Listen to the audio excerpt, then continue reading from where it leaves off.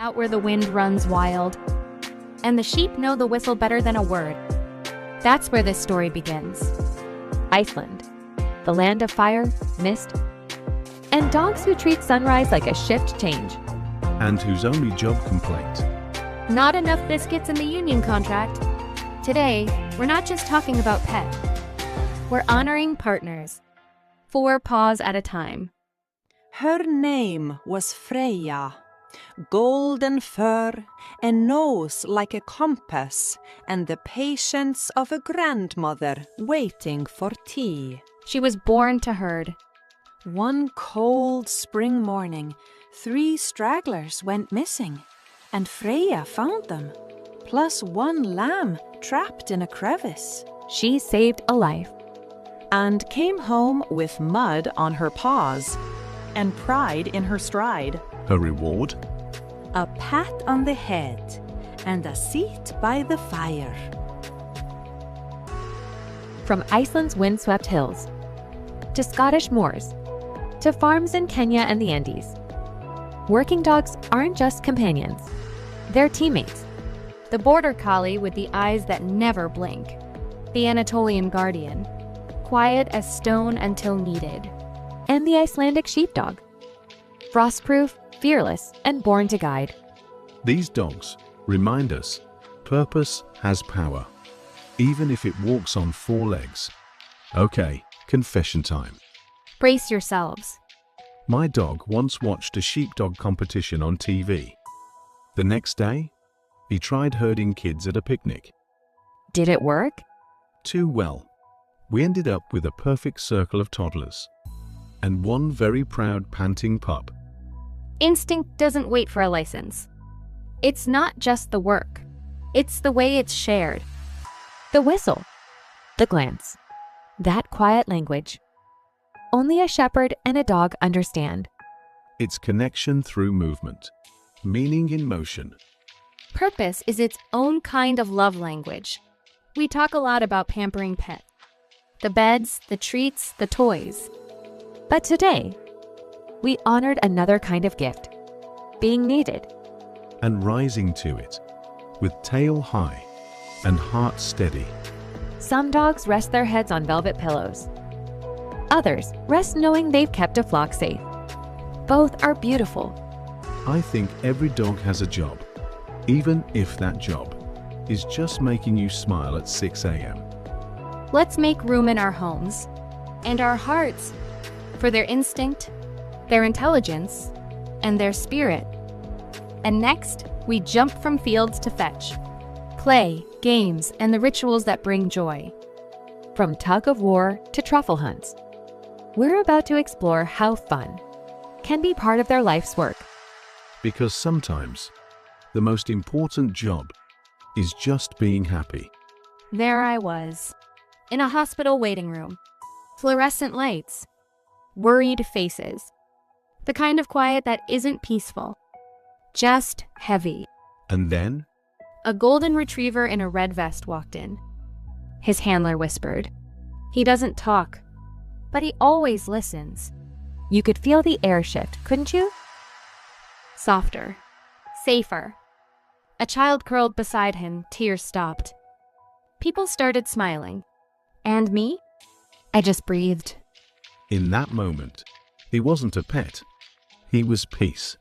In pediatric cancer wings, they sit patiently beside IV poles. In ICU waiting rooms, they ground people's feet and hearts both heavy.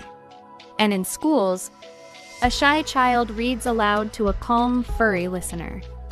No pressure, no red marks, just quiet courage.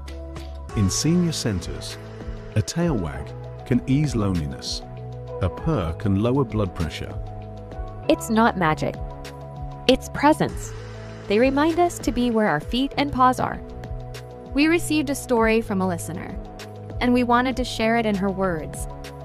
My son has sensory challenges. Crowds overwhelm him. But once a week, a Labradoodle named Rosie visits his class. She doesn't bark, she doesn't jump, she just sits. And my son, he breathes easier. He calls her his anchor. I felt that. Deep down. Science backs what the heart already knows.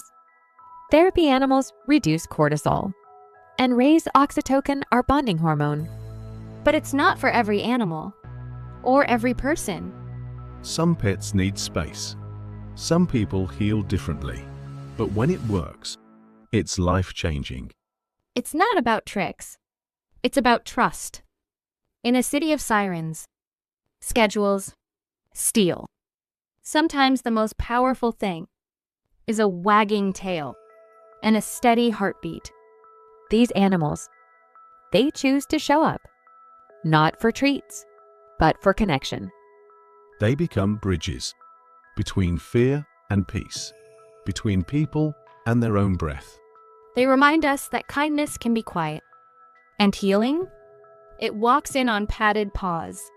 Coming up next, we explore play as therapy. From canine cheer squads to sensory-friendly enrichment. For pets and people alike.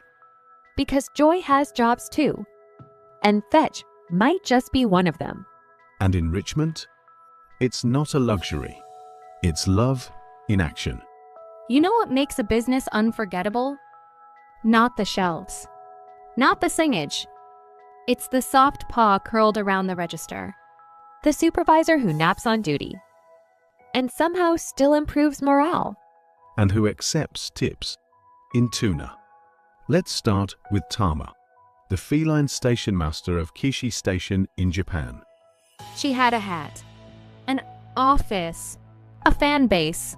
She turned a struggling train stop into a tourism destination, all by showing up, meowing softly, and being her dignified self.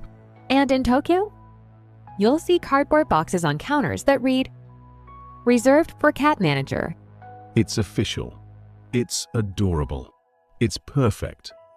I once wandered into a London bookstore and was politely escorted down the nonfiction aisle by a schnauzer in a tartan vest. Service with a tail wag.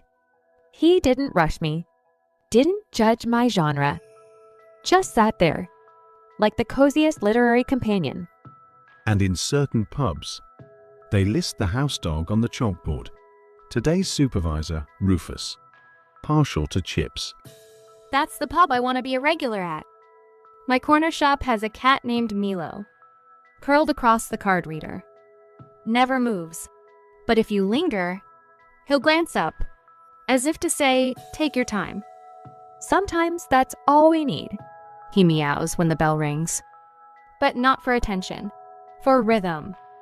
They turn errands into experiences. They're part of the place. And when they're not there, you feel it. They offer ritual without asking for one in return. They're anchors in a world that rushes. And as the lights dim, a little dog curls by a calf window, beside a sunbeam and a potted plant. They may never know the names or the stories, but they still hold space for us. At the register, by the door, in the pause between tasks. Some pets heal, some herd, but these, they remind us to pause. Their gift isn't a task, it's a presence. And isn't that the best kind of coworker? Next up, joy on the move.